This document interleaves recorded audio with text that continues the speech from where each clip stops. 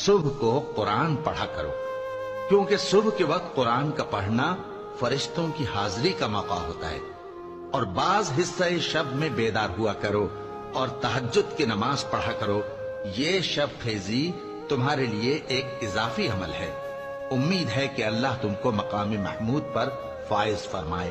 और कहो कि ऐ परवरदिगार, मुझे मदीने में अच्छी तरह दाखिल कीजो और मक्के से अच्छी तरह निकालियो, और अपने हाथ से जोर कुव्वत को मेरा मददगार बनाइयो। और कह दो कि हक आ गया और बातिल नाबूद हो गया। बेशक बातिल नाबूद होने वाला है।